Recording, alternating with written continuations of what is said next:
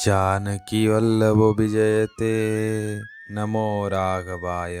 नमस्कार मित्रों, पिछले अध्याय 3 में हमने भगवान के 22 प्रमुख अवतारों की महिमा सुनी और यह समझा कि कैसे भगवान अलग अलग रूपों में इस पृथ्वी पर धर्म की स्थापना करते हैं। हमने जाना कि भागवत पुराण स्वयं भगवान की ही वांग्मय स्वरूप हैं। आज के इस वीडियो में हम प्रथम स्कंद के अध्याय 4 में जानेंगे कि महाभारत और वेदों का वर्गीकरण करने के बाद भी महर्षि वेदव्यास जी का मन अशांत और दुखी क्यों था। फिर अध्याय 5 में हम सुनेंगे जहां नारद जी अपने पूर्व जन्म की प्रेरक कथा सुनाते हैं और व्यास जी को श्रीमद् भागवत रचने की प्रेरणा देते हैं। तो चलिए हृदय में भक्ति भाव लेकर शुरू करते हैं आज का यह प्रसंग।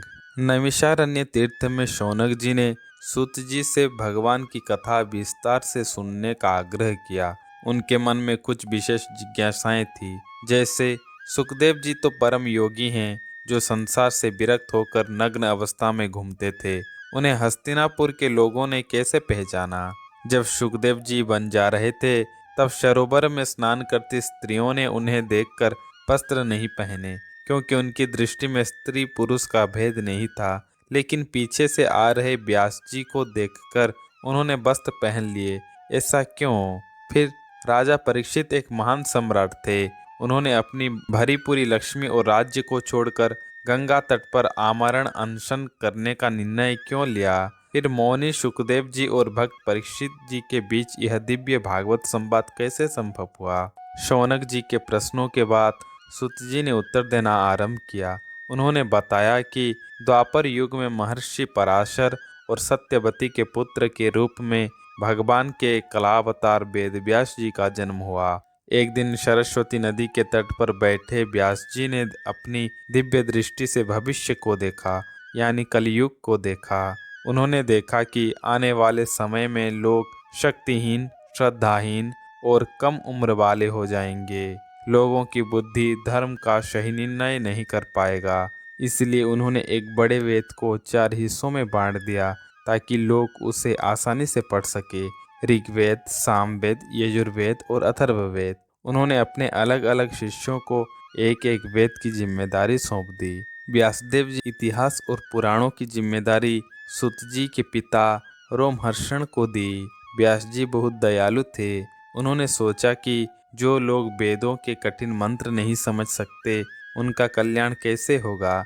इसलिए उन्होंने महाभारत की रचना की। इसमें कहानियों के जरिए धर्म की बातें समझाई गई है ताकि हर कोई सही रास्ता चुन सके। इतना सब करने के बाद भी व्यास जी का मन शांत नहीं था।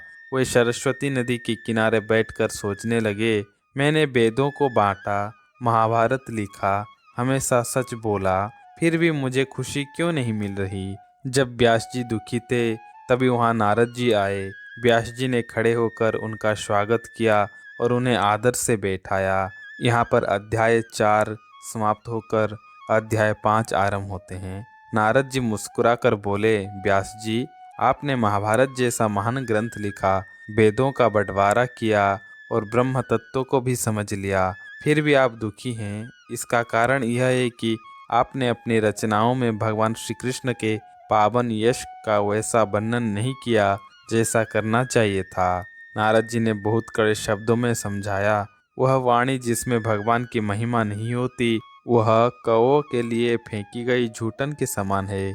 उसमें वह भक्त कभी मन नहीं लगाते जो भगवान के चरणों के प्रेमी हैं। वह निर्मल ज्ञान भी शोभा नहीं देता जो मोक्ष तो दिला सकता है, जिसमें भगवान की भक्ति नहीं है। बिना भक्ति के किया गया कोई भी कर्म, चाहे वह कितना भी महान क्यों न हो, अधूरा ही रहता है। नारद जी कहते हैं कि जिस काव्य या रचना का हर शब्द भगवान के नाम और गुणों से भरा होता है वह लोगों के सारे पापों को नष्ट कर देता है। भले ही उसमें व्याकरण की गलतियां हो, फिर भी सज्जन पुरुष उसे बड़े चाव से सुनते और गाते हैं। फिर नारद जी ने व्यास जी से कहा, संसारी लोग पहले से ही विषयों में फंसे हुए हैं। आपने धर्म के नाम पर उन्हें जो पशु बलि या सकाम कर्मों की आज्ञा दी है वे उसे ही असली धर्म मान बैठेंगे। यह उनके लिए नुकसानदेह हो सकता है। इसीलिए अब आप समाधि में बैठकर भगवान की उन दिव्य लीलाओं का वर्णन कीजिए जो लोगों को जन्म मरण के चक्र से मुक्त कर सके। नारद जी बोले, हे मुने, पिछले कल्प में मैं वेदों की ज्ञाता ब्राह्मणों के घर काम करने वाली एक दासी का लड़का था। एक बार वर्षा ऋतु के समय कुछ योगी महात्मा एक स्थान पर रुके। मैं बचपन से ही उनकी सेवा में लगा दिया गया।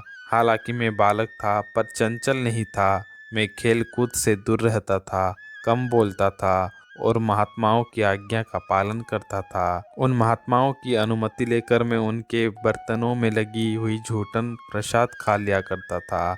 इससे मेरे सारे पाप धुल गए और मेरा मन शुद्ध हो गया।